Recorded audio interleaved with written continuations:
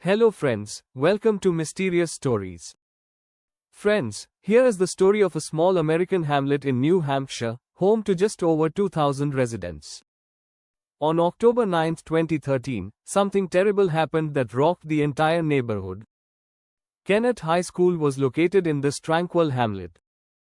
A 14-year-old girl named Abby Hernandez was a pupil there.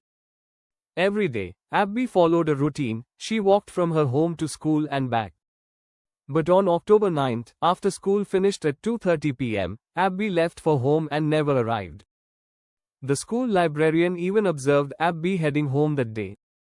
But hours passed, and Abby still didn't return. Her family began to worry. As time went on, panic set in. Abby's mother, Xenia, first went to the school hoping Abby would be speaking with friends, but she realized Abby had departed long ago.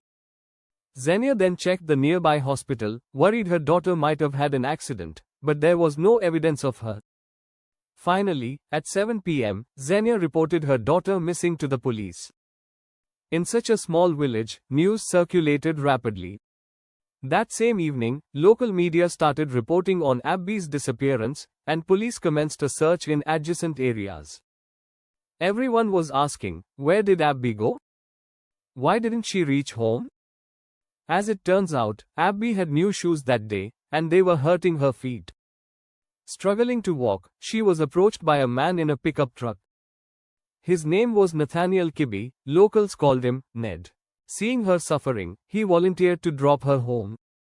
Tired and trusting, Abby accepted. But she made a terrible error.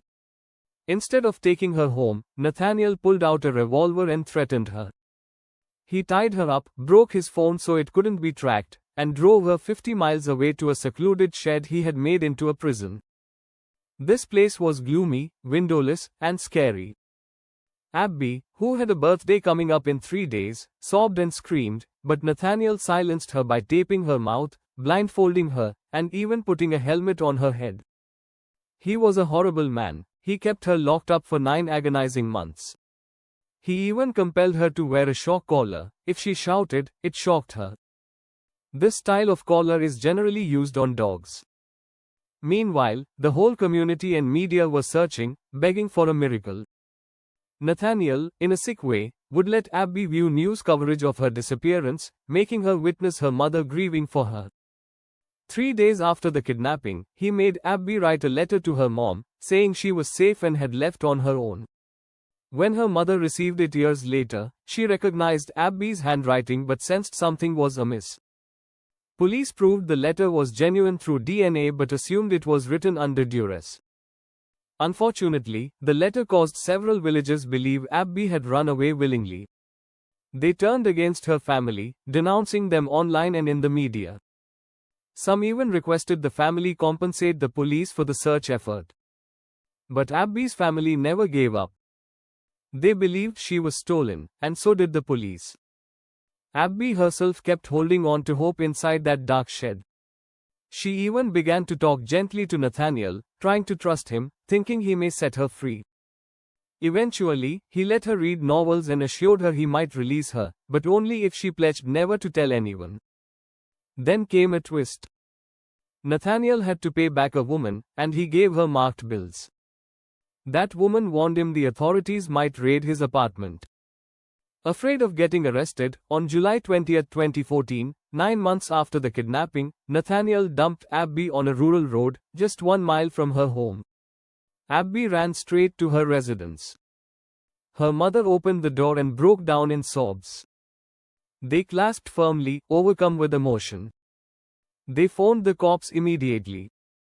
Abby told them everything. Within a week, the authorities apprehended Nathaniel, who originally denied everything but subsequently confessed. He was sentenced to 45 to 90 years in prison, meaning he'll likely never get out. Today, over 11 years later, Abby resides in another city. She's married, has a son, and works as a hairdresser. In February 2022, a movie based on her story was released, named Girl in the Shade. Movie camera. If you found this story powerful, don't forget to give this video a thumbs up. Speech balloon. Share it with your friends and family to spread awareness. bell, and most importantly, hit that subscribe button and press the bell icon so you never miss an update from our channel. Folded hands, thank you for watching, and we'll see you in the next video. Stay safe and take care.